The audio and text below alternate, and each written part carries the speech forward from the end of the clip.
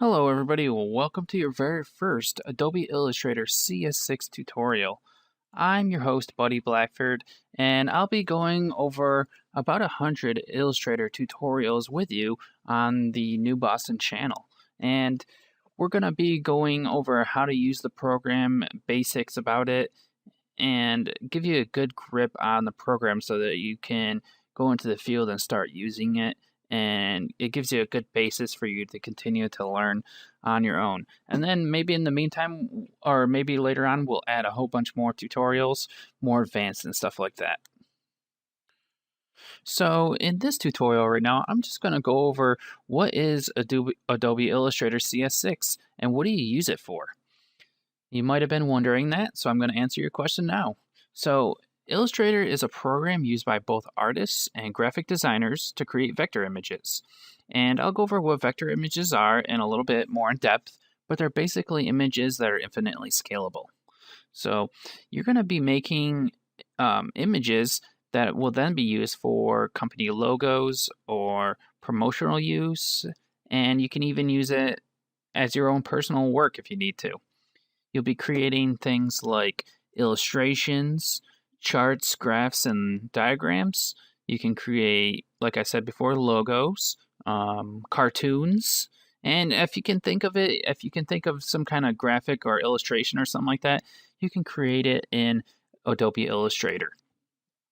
Now, Adobe Illustrator does have a steep initial learning curve, but once you start getting past it and getting to know how to use the program, then it can become really worthwhile and catapult your graphic design skills heavily.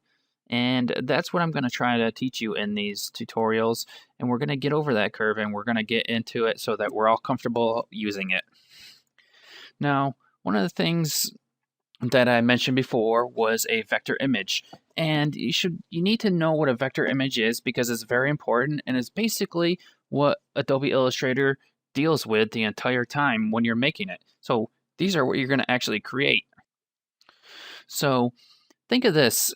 When you have a vector image, you can scale it up as much as you want, and the edges are all going to stay crisp and clean. Same with if you scale it down, you can do the same thing. You can make it as tiny as you want or as large as you want, and the edges are going to stay nice.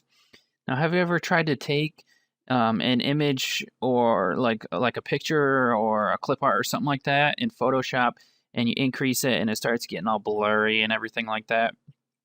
Well, Photoshop mainly deals with what's known as raster images, and those are GIFs, JPEGs, TIFFs, PNGs, and those are made up by a grid of pixels. So you'll be dealing with pixels when you're using Photoshop, but when you deal with Illustrator, you're going to be using paths.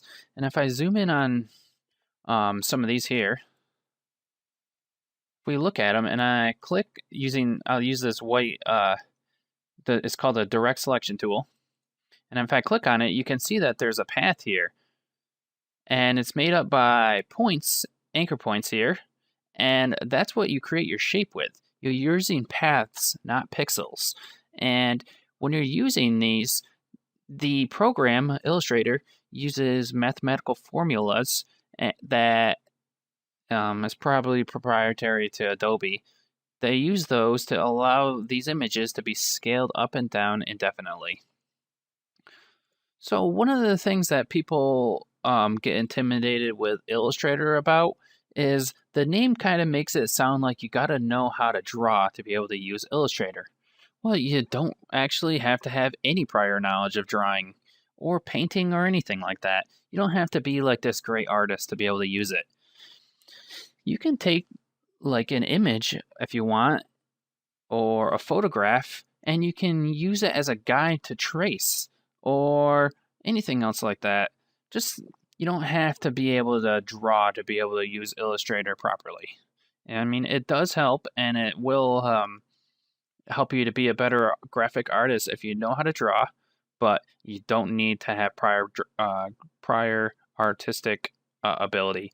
I mean, myself, I'm pretty much terrible at drawing, so I use Illustrator because And I mean, I use it by tracing paths or use existing vector images and things like that. I'm not that great at drawing, but I'm still able to use the program. So what happens if you're using Illustrator and you're using your vector images, but the person that you're working for, your client, decides that they don't want vector images? Well, you're like, what do you want me to use Adobe Illustrator for then to do it? But sometimes clients, they don't always make the most sense. A good thing with Illustrator is that it has the versatility in it to be able to change these into raster images. So you can change the image into a JPEG if you really need to. So one thing that you got to realize though is that after you change it to the raster image, you're not going to be able to change it back to a vector, which sucks. But you can always go back in and trace it, so it's not too bad. But you always want to like save a copy of what you're doing. That's why you always save and everything like that. And we all know that Illustrator is pretty expensive um, for the average Joe, I guess. It's not the most cheap program. But if you go on to Adobe's website, you're able to get a 30-day free trial. I think it's still 30 days.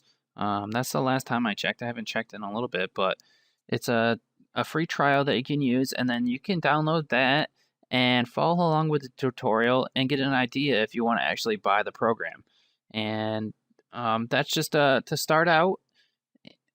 But that's pretty much all I wanted to go over for the intro, and we can start getting into some more things that deal with using the program a little bit better in the next couple tutorials. So I thank you for watching this one and hope you guys all have a great day. See you later.